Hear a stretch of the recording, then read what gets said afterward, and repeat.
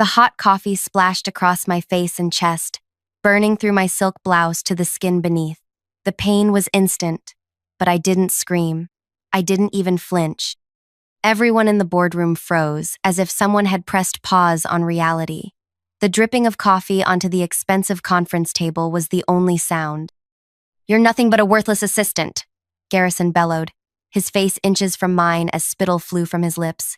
"How dare you contradict me in front of the board? You take notes. You bring coffee. You don't speak unless spoken to." 12 pairs of wide eyes watched from around the table. Some looked horrified, others embarrassed, but none spoke up. None moved to help me as I sat there, scalded and humiliated. I slowly reached for a napkin and dabbed at the brown liquid soaking into my clothes. 3 years of careful planning had prepared me for moments like this. I just hadn't expected such a public display of his true nature. I stood up. "Actually," I said, my voice calm despite the burning on my skin, "I think you'll want to hear what I have to say." I reached for my phone, unlocked it, and held it up. "But before I continue, you should know that everything happening in this room has been recorded for the past 3 years." The color drained from Garrison's face as I turned to address the board. "Gentlemen, ladies, I believe it's time we had an honest conversation about the future of this company. Before I continue my story, I want to thank everyone who's been supporting this channel. If you're finding yourself glued to this story, please hit that like button and subscribe. It lets me know you want more content like this, and trust me, you won't want to miss what happens next. Now, back to that boardroom where my life was about to change forever. My name is Eleanor Merritt, though everyone at Horizon Technologies called me Ellie. I was 32 years old when the coffee incident happened, with degrees in business and computer science that no one at the company knew about. I'm naturally observant, patient to a fault, and have a memory that borders on photographic all qualities that made me exceptional at my job and terrible at letting go of grudges. I hadn't always planned to work as an executive assistant. My dream was to launch my own tech company, focused on sustainable energy solutions. But fresh out of my undergraduate program with student loans looming, I needed steady income while I developed my ideas and saved startup capital. Horizon Technologies was a mid-sized firm specializing in energy management systems when I joined. The company had brilliant engineers but suffered from short-sighted leadership. I saw the potential immediately and thought I might learn something valuable before pursuing my own venture. Then I met Garrison Reed. As the CEO, Garrison had a reputation for being demanding. What people didn't say out loud was that he was also vindictive, manipulative, and took credit for others' work. He'd inherited the company from his father but told everyone he'd built it from nothing. I became his assistant through an internal promotion after his previous assistant quit without notice. Later, I learned she'd filed a harassment complaint that was buried by HR. "You're lucky to have this opportunity," the HR director told me with a plastic smile. "Many would kill for direct access to Mr. Reed." During my first week, Garrison called me into his office and made things clear. "I don't need you to think. I need you to do what I say, when I say it, how I say it. Can you handle that?" I nodded and played my part perfectly. The eager assistant, grateful for the opportunity, willing to learn. Inside, I was already calculating how to use this position to my advantage. For 3 years, I was the first to arrive and last to leave. I handled Garrison's schedule, his correspondence, his lunch orders, his gift selections for his wife and his girlfriends. I took notes in every meeting, organized his files, and became invisible in the way that only assistants can. Present, but unseen. Heard, but not listened to. What Garrison never realized was that I was listening to everything, learning everything. I understood the company's operations better than anyone because I saw all the moving parts. I knew which clients were unhappy, which employees were mistreated, which innovations were ignored because they didn't originate with Garrison. And I was planning. By day, I was the perfect assistant. By night, I was completing my master's degree in business administration and building connections with the very people Garrison had alienated. The first was Vivian Ortega, the former CFO. Garrison had fired her after she questioned some accounting practices that skirted ethical boundaries. I reached out to her 6 months after her departure, claiming I needed advice on my graduate thesis. Over coffee, I showed her my business plan. "You've identified gaps in the market that Horizon could fill but won't," she said, impressed. "Why are you still working there?" "I'm gathering resources," I replied honestly, "and there's still more I need to learn." Vivian leaned forward. "What if you had funding to start now?" That conversation led to many more. Vivian introduced me to investors who were interested in green energy solutions. With her financial expertise and my technical knowledge, we began building the foundation of a company that would compete directly with Horizon, but with a business model focused on sustainability and collaboration rather than short-term profits.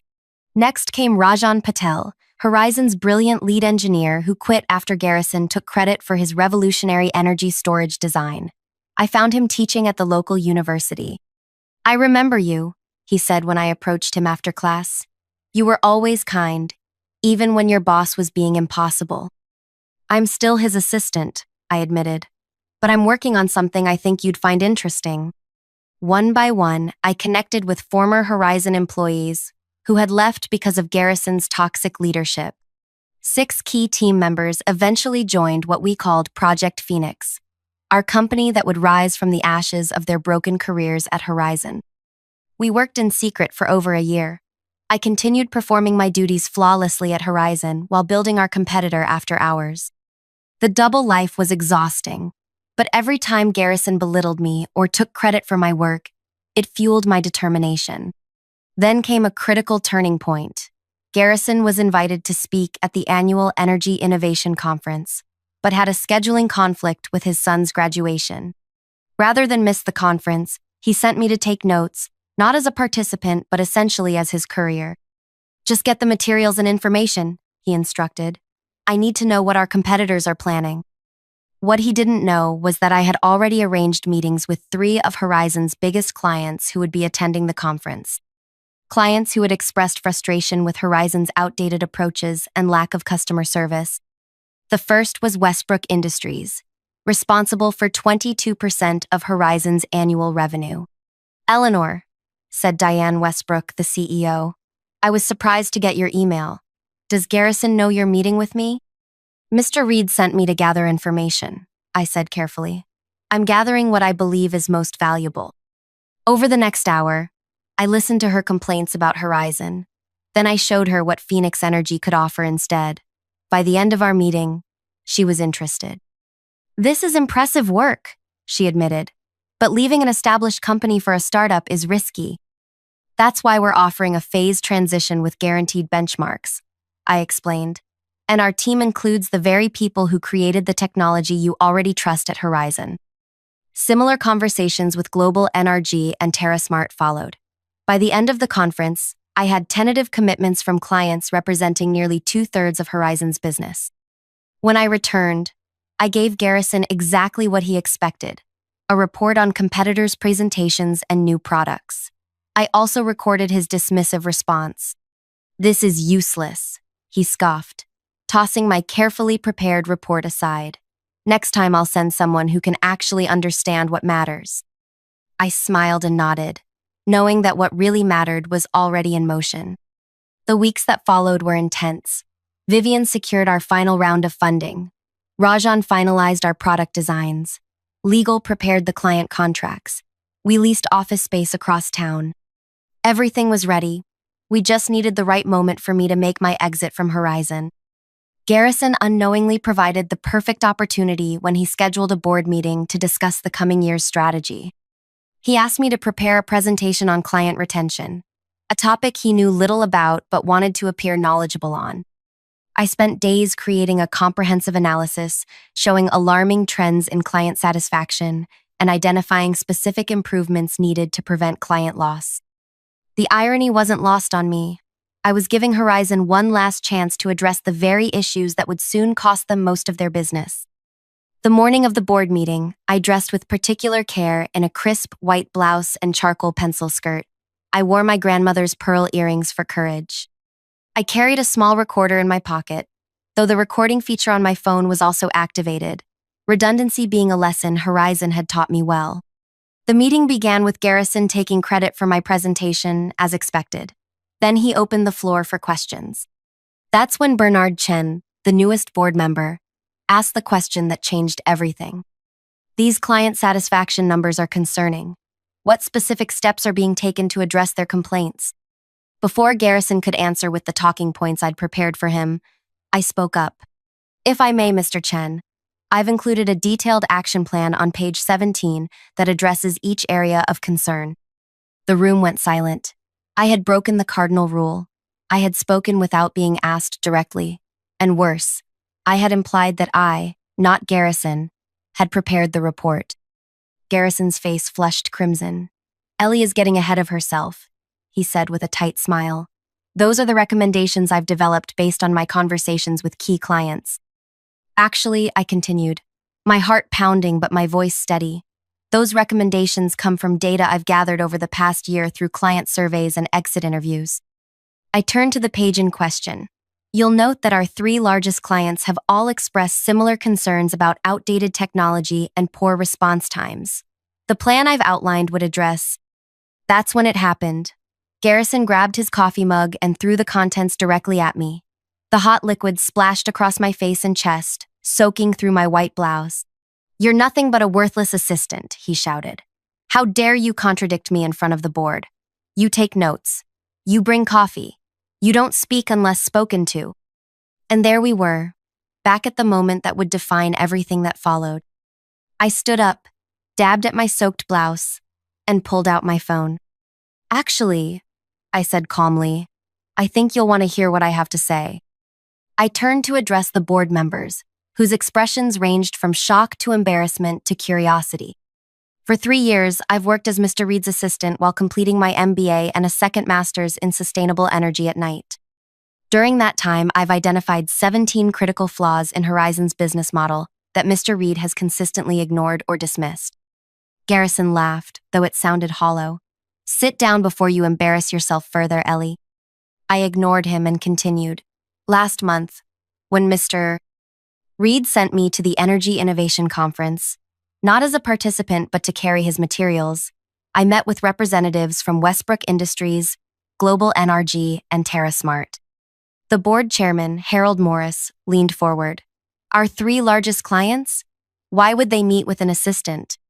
Because they've been trying to communicate their needs to Horizon for years, without success, I explained. And they've all now agreed to switch their contracts to my new venture. Garrison's face contorted with rage. What are you talking about? What venture? I smiled. The venture that's backed by Vivian Ortega, the CFO you fired last year when she tried to warn you about accounting irregularities. The venture that employs Rajan Patel and the 5 other team members you drove away with your bullying and credit stealing. I reached into my bag and placed a business card in front of each board member. Simple, elegant, with the Phoenix Energy logo and my name. Eleanor Merritt, founder and CEO. I didn't steal anything from Horizon, I clarified. I simply created something better. And I'm here today not just to resign, but to offer this company a chance to become our subsidiary before your stock plummets tomorrow when our launch and the client transitions are announced publicly. Garrison lunged toward me, but Bernard Chen and another board member grabbed his arms. You think anyone would choose you over me? He spat, struggling against their grip. They already have, I replied evenly. 64% of your clients have signed with us, effective immediately. The tension in the room was palpable as the implications sank in. Harold Morris wiped his forehead with a handkerchief. Why tell us this? He asked. Why not just leave and let us find out when it's too late?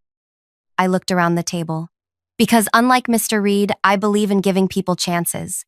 There are talented individuals at this company who deserve better leadership. My offer gives Horizon a path forward, instead of inevitable bankruptcy. I walked toward the door, then turned back to Garrison, who had collapsed into his chair, his face ashen. You have until tomorrow morning to accept my offer. After that, we become your biggest competitor with your client base already in our pocket. I gestured to my stained blouse. Oh, and I'll be sending you the cleaning bill for this. Consider it the first invoice of many. As I closed the door behind me, I heard the eruption of panicked voices. Through the glass, I saw their faces. white with shock at the realization that the worthless assistant they'd underestimated had just become the most powerful person in the room. 3 years of being invisible had made me invincible. But my story doesn't end with that dramatic exit. The real challenge was just beginning. As I walked through the office for the last time, employees stared at my coffee-stained blouse with confusion. My assistant, Zora, yes, I had secretly hired my own assistant 2 months earlier, was waiting at my desk with a change of clothes. "How did it go?" she whispered as she handed me a garment bag. "Exactly as planned," I replied. "Call the team. It's happening." Within an hour, I was standing in the new Phoenix Energy headquarters, addressing the core team that had been working in secret for months. Vivian, Rajan, and 19 others looked at me with a mixture of excitement and anxiety. "It's done," I announced. "Horizon has until morning to accept our offer, but regardless of their decision, we launch tomorrow." Rajan clapped his hands together. "At last. No more pretending our company doesn't exist." Vivian was more practical. "What was the board's reaction? Do you think they'll take the deal?" I considered this as I changed into a fresh blouse in the adjoining room. They were stunned. Garrison was furious, but Harold Morris seemed open to discussion. He's a pragmatist. He'll do whatever saves the company and his reputation. The next 12 hours were a whirlwind of activity. Our PR team finalized press releases. Legal reviewed contracts one last time. IT prepared to take our website public. By midnight, we were ready for either outcome, Horizon's surrender, or our full-scale launch as their competitor. I barely slept that night, not from anxiety, but from anticipation. 3 years of planning, of swallowing my pride, of documenting every misstep and missed opportunity at Horizon. It was all culminating in this moment. At 7:30 the next morning, my phone rang. Harold Morris. "Eleanor," he said, his voice weary. "The board has been in emergency session all night." "And?" I kept my voice neutral. "We need more time to consider your proposal." I had anticipated this. The terms were clear, Mr. Morris. Deadline is 8 a.m. "Garrison has been removed as CEO, effective immediately," he said quickly. "We're prepared to discuss a merger of equals rather than becoming a subsidiary." This was interesting, but not enough. That wasn't the offer. "Please," he said, and I heard genuine desperation in his voice. "We have shareholders to consider, employees who had nothing to do with how you were treated." I let silence hang for a moment before responding. "I'll give you until noon, not as a courtesy to the board, but out of respect for the employees who deserve better than what Horizon has given them." I ended the call and turned to Vivian, who had been listening nearby. 4 more hours, I told her, but proceed with the announcements as planned. They need to understand we're not bluffing. At 9 a.m., our press release went out, announcing the formation of Phoenix Energy and our partnerships with major clients formerly aligned with Horizon. The industry news sites picked it up immediately. By 10 a.m., Horizon's stock had dropped 18%. At 11:30, Harold called again. "We accept your original terms," he said, defeated. "Horizon will become a subsidiary of Phoenix Energy." I allowed myself a small smile. "Have the paperwork ready by 2 p.m. I'll bring my team to your offices to sign." The return to Horizon that afternoon was nothing like my exit the day before. The reception area was hushed as I walked in with Vivian, our legal counsel, and 2 board members from our side.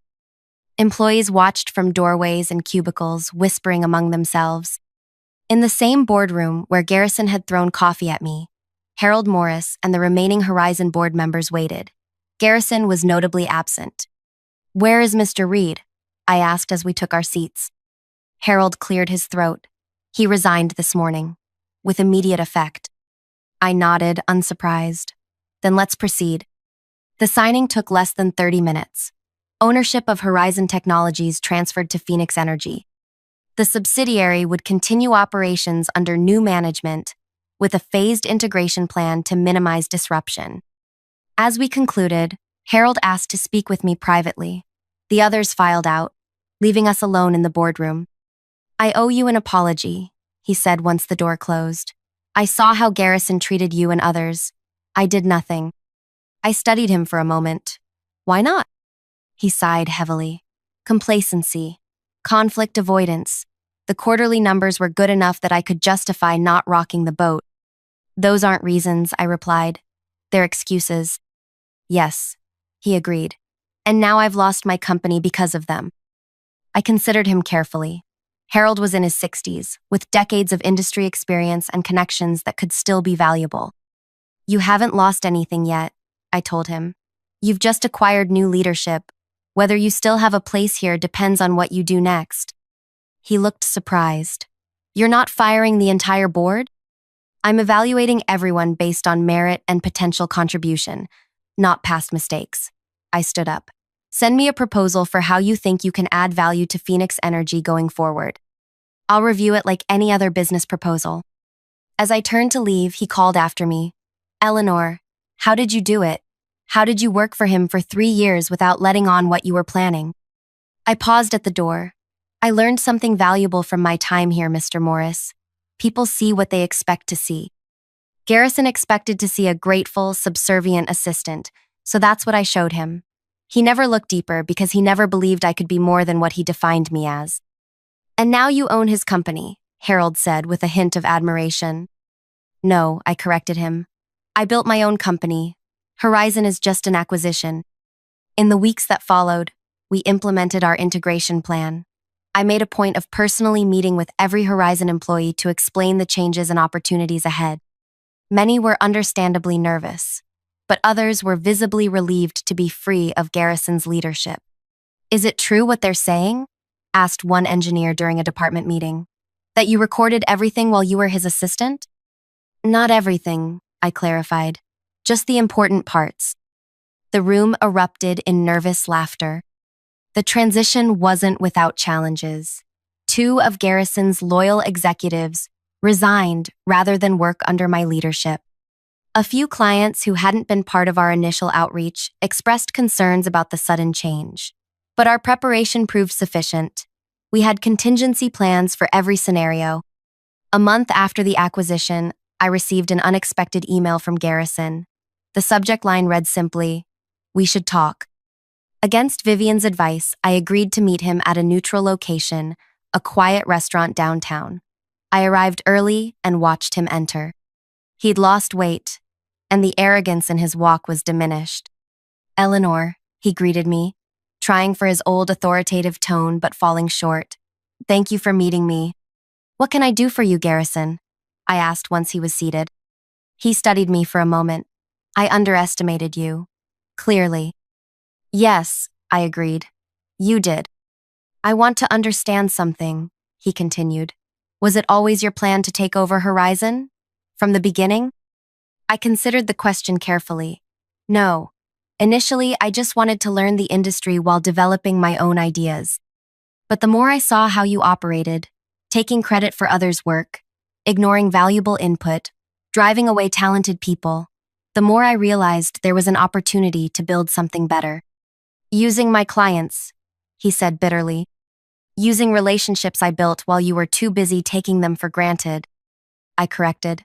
Every client who switched to Phoenix had tried to communicate their needs to you first. You didn't listen. He leaned forward. I want to make you an offer. This was unexpected. What kind of offer? I'm starting a new venture, he said.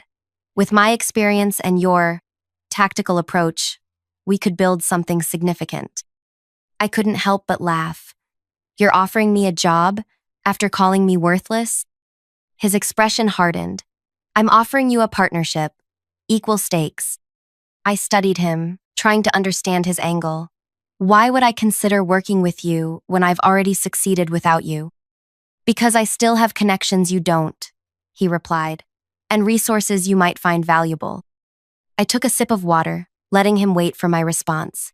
Garrison, do you know why I recorded our interactions for 3 years? He frowned. Leverage, obviously. Protection, I corrected. I needed evidence of how you operated because I knew that someone like you would never accept defeat gracefully. You'd look for ways to retaliate, to reclaim what you lost, to prove you were still in control. His expression confirmed my suspicions.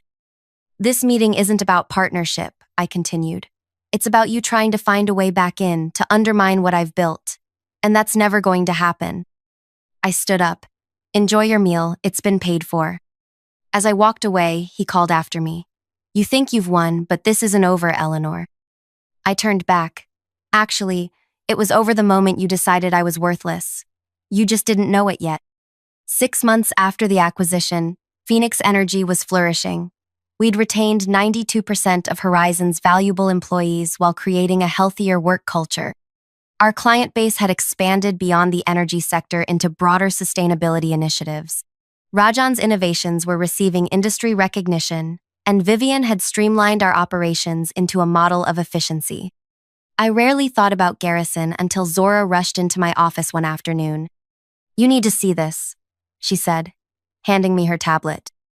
It was an industry news site announcing Garrison's new company, Reed Innovations, with a focus suspiciously similar to Phoenix Energy's core business.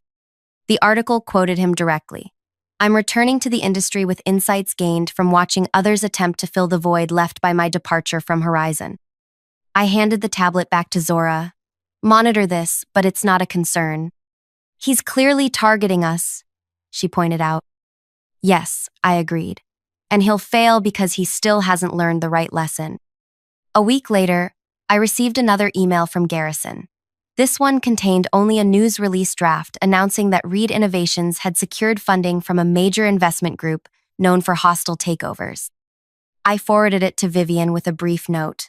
Activate Contingency Plan Delta. Within hours, our legal team had filed preemptive protective measures for our intellectual property. Our PR department reached out to key industry journalists to highlight our upcoming innovations. And I personally called each of our major clients to reinforce our partnerships. 2 days later, I held a company-wide meeting. Some of you may have heard that Garrison Reed is attempting to re-enter our market space. I began. I want to address this directly because transparency is one of our core values. The room was silent. Everyone's attention focused intently. Garrison believes that business is about power and domination. His new venture is built on the same principles that led to Horizon's vulnerability, prioritizing ego over innovation, competition over collaboration, and profit over purpose. I clicked to the next slide, showing our growth metrics since the acquisition. Phoenix Energy exists because we believe there's a better way. We've proven that treating people with respect, listening to clients' needs, and focusing on sustainable solutions creates more value than the old model ever could. I looked around at the faces watching me, people who had chosen to be part of something new, something better. Garrison is looking backward, trying to recreate what he lost. We're looking forward, and that fundamental difference is why we'll continue to succeed while he struggles to gain traction. The applause that followed wasn't just supportive, it was determined. These people weren't just employees, they were co-creators of a vision. 3 weeks later, the investment group that had initially backed Garrison withdrew their support. Our industry contacts revealed that after conducting due diligence and speaking with former Horizon employees and clients, they'd developed concerns about Garrison's leadership style and business practices. The final chapter came unexpectedly. Harold Morris, who had indeed found a valuable role on our advisory board, requested a private meeting. I have information you should know, he said when we met. Garrison has been approaching Phoenix employees, trying to recruit them. He's focusing on people who worked at Horizon before, promising substantial signing bonuses. I nodded. We're aware. No one has accepted. Harold looked surprised. None? Not a single person, I confirmed. But thank you for the warning. He hesitated. There's more. He contacted me as well. Now I was interested. And? He wanted inside information about your operations, your strategy. He offered. Harold looked embarrassed. He offered significant compensation. What did you tell him? I asked, curious rather than concerned. Harold straightened in his chair. I told him that I'd made enough mistakes with Horizon by enabling his behavior, and I wouldn't make the same mistake with Phoenix. I smiled. Thank you for your loyalty, Harold. It's not about loyalty, he replied. It's about finally choosing to do the right thing. The next day, I received a hand-delivered envelope. Inside was a brief note from Garrison. You win. I'm leaving the industry. I didn't respond. There was no need. This had never been about winning or losing for me. It had been about creating something valuable, while proving that success doesn't require sacrificing ethics or dignity. 1 year to the day after the coffee incident, I stood at a podium accepting an industry award for innovation.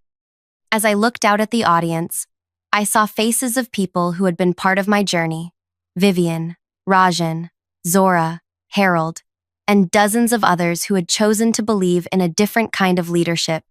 This award recognizes innovation. I began my speech. But the real innovation at Phoenix Energy isn't just in our technology, it's in our approach to business itself. We've proven that listening is more powerful than dictating, that collaboration creates more value than domination, and that sometimes the most impactful person in the room is the one nobody noticed. I paused, looking at the award in my hands.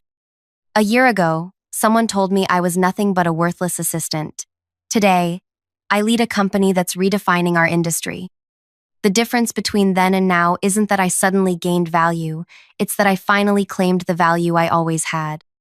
The standing ovation that followed wasn't just for me.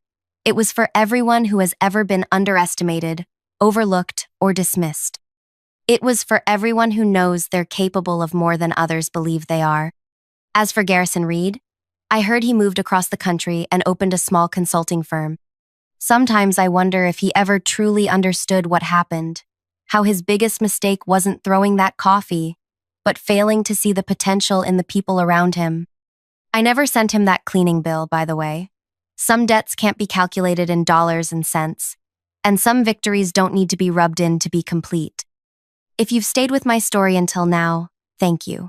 Perhaps you've been underestimated too. Perhaps you're biding your time, building something in silence while others dismiss your potential.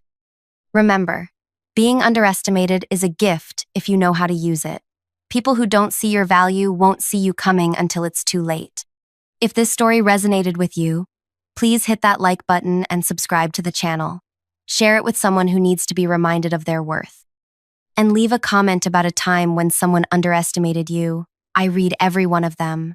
Because unlike some people, I understand that every voice matters, especially the ones others try to silence.